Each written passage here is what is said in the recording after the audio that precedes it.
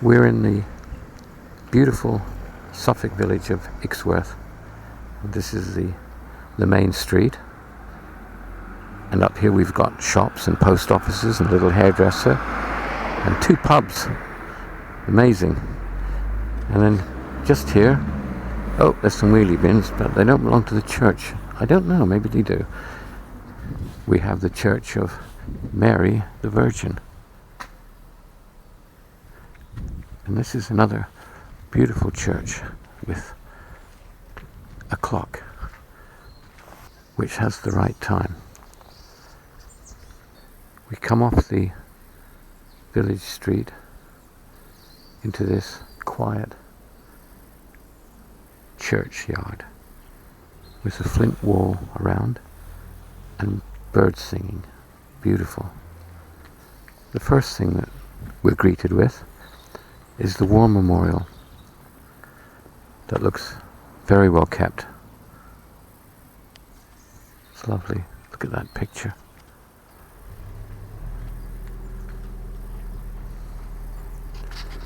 The greater glory of God and memory of the men of this parish who laid down their lives in the Great War, 1914, 1918, and 1939, 1945.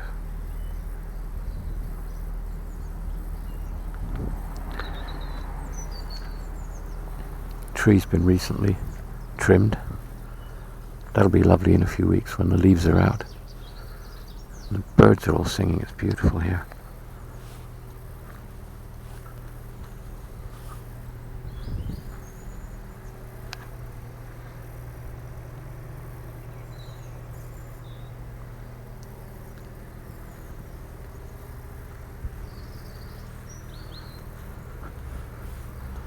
The churchyard has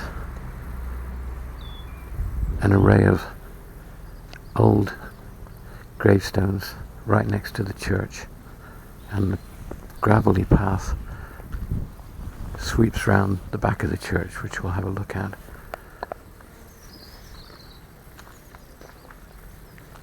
There's one over here with a cross lying down and a wreath round it. That's a lovely grave. There again, sad to see it so neglected.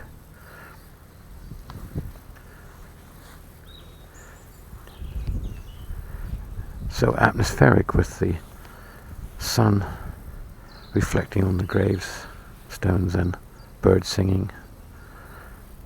The spring green leaves coming through. And at the front end of the church, beneath the tower,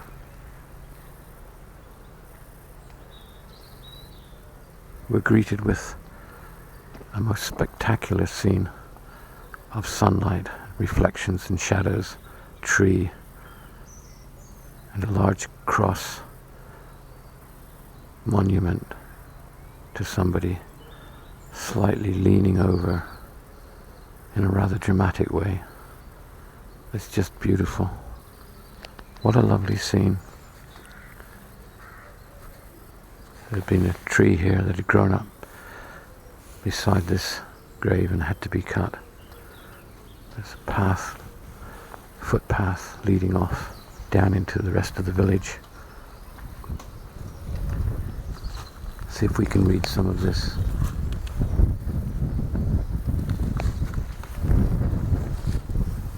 In loving remembrance of Joseph Reeve, who departed this life in February 1884, aged 78 years, and Mary, the beloved wife of Joseph Reeve, who departed this life on February 1884, aged 73 years.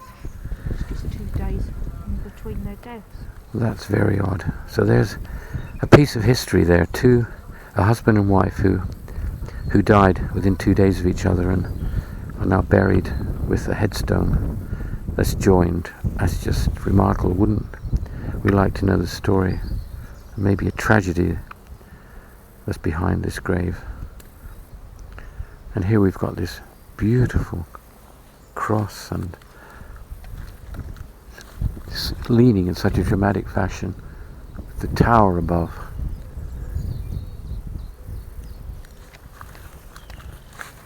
And this is affectionate remembrance of Richard John Green, who died in November 1885, aged 24 years. Well, he's well remembered. Another sad story, I suspect, of a young man who died, and now his remains reside here, the shadow of this church in Ixworth. We've got motifs along a border at the bottom of the church. The churchyard extends around this side. We've got floodlights here to light this tower up at night. And this is absolutely beautiful churchyard. Graves here in the shadow of a tree, overgrown here at the side. Sad, as I always point out, but picturesque and dramatic. This is just left now for wildlife, for the insects and the birds. And so many of these churchyards now are a haven for wildlife, which is wonderful.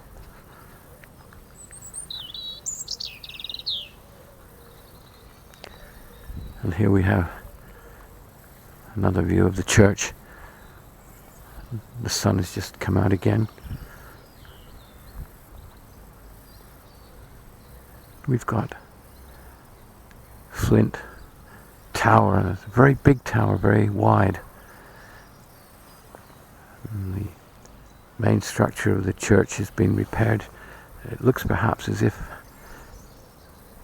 there'd be damage or maybe some alterations. Difficult to tell what's been going on here. And up at the top, the whole section up there is rendered.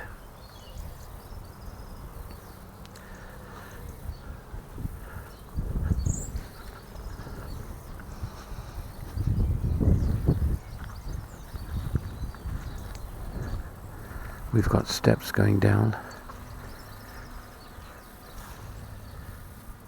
This must be a crypt, perhaps, and a roof's been added. Keep the rain off.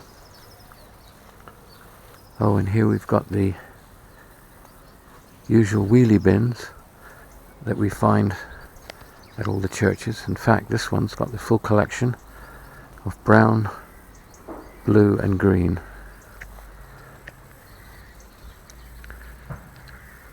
Little door here with a lovely arch and pattern cut into the flint, and all the flints here on this wall have been napped. They're all cut in half, and we've got the smooth interior of the flint showing. Churchyard extends in quite a direction, and the bells are ringing.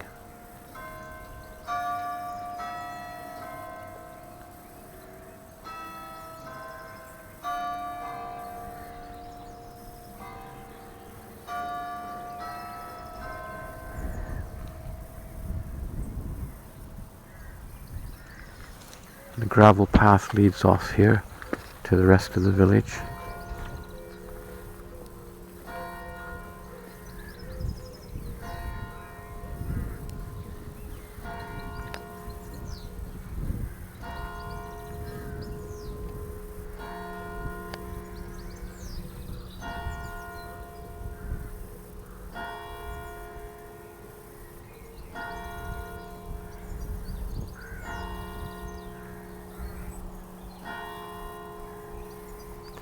So it's 11 o'clock in the morning, and got a lovely view here of the tower with a really unusual top, almost like a fortress or a castle on the top. Isn't that picturesque? An old lamppost here. This must be an atmospheric place at night to come along in the dark with all the old gravestones and a light. There's another big area of the graveyard which is full of headstones.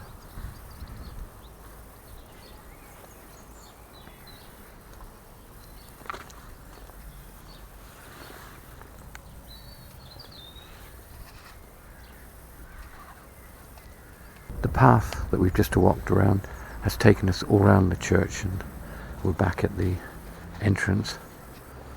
So we'll have a look inside. Big porch, imposing and very intricate. Lovely work, mixture of stone and flint. And some interesting doors that I've not seen before, with ironwork and this at the top. The porch is quite lovely. The plain leaded glass each side. Big porch, there again evidence of perhaps previous design. Wooden ceiling.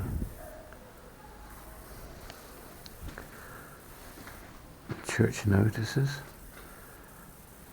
and parish notices.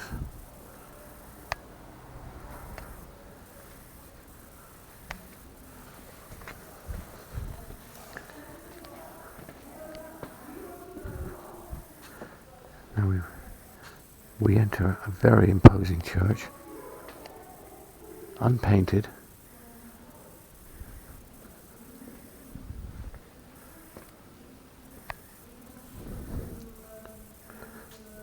In 3 sections, extension each side of the main aisle. Lots of pews here. A font.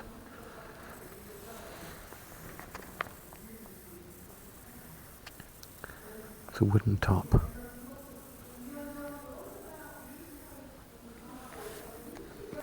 We look down the length of the church here, and we've got a beautiful stained glass window that's within an arch that's decorated at the top. The expression, as pretty as a picture looks, it comes to my mind, that does. A wooden ceiling with angels and wood that makes a rather straight, flat ceiling rather than the arched ones that we see a lot of.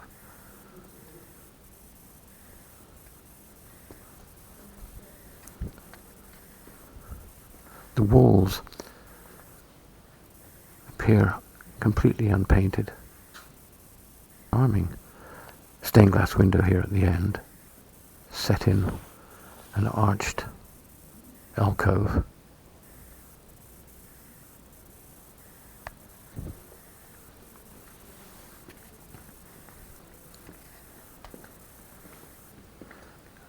Delightful little children's area, full of toys and things for the children. All the various cushions that have been made, all individual patterns.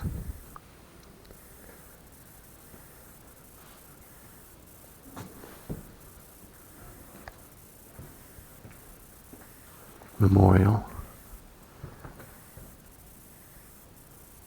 and as the church is called, St. Mary the Virgin, and this is the Virgin.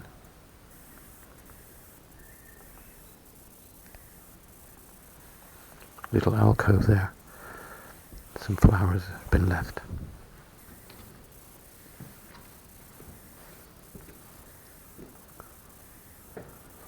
I love these candles with the cross on them.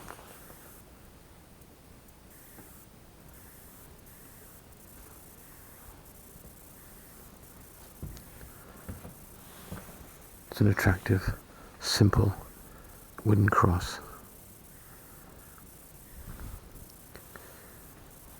We come into the altar area, which is much darker.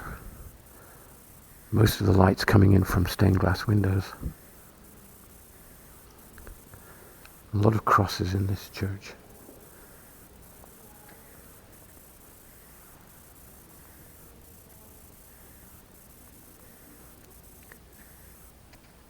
The stained glass window is beautiful. It's very busy, very heavy.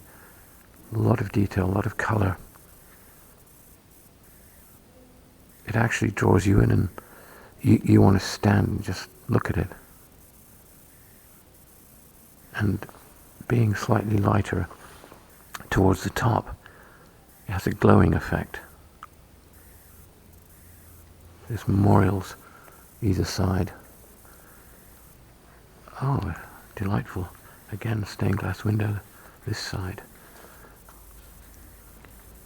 with a flickering light.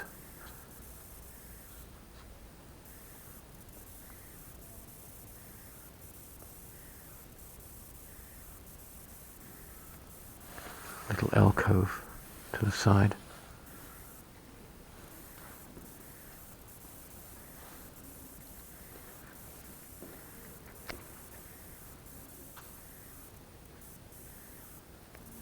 Behind looks like another small chapel, a more private, intimate chapel. And here we have a very grand organ that looks quite Victorian, I would say. Middle to late Victorian, perhaps. Wouldn't it be wonderful to be able to play this?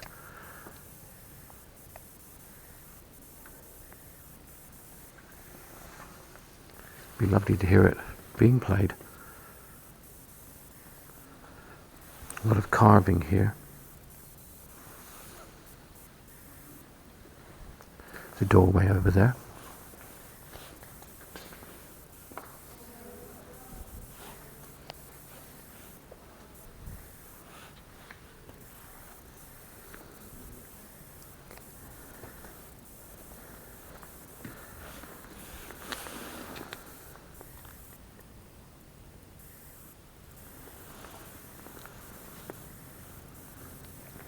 This side of the church is much lighter. Windows in this part are throwing in a lot of light because they're frosted but plain glass, leaded.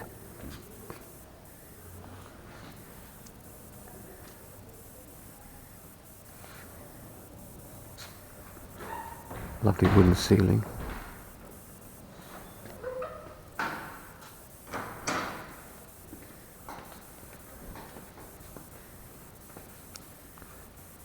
We've got 5 windows in the top part of the church.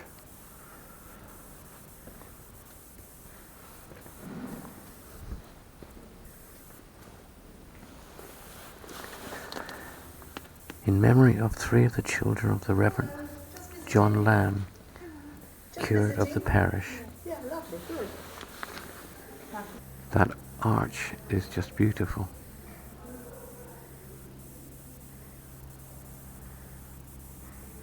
This church has an honest feel about it. A feeling that you just want to sit here and contemplate.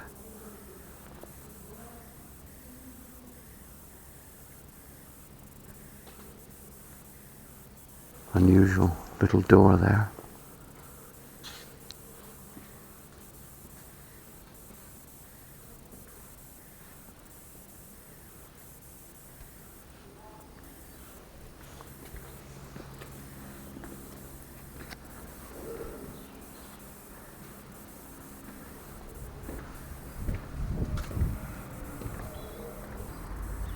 So in the middle of the village of Ixworth, which is a beautiful village, we find this jewel of a church.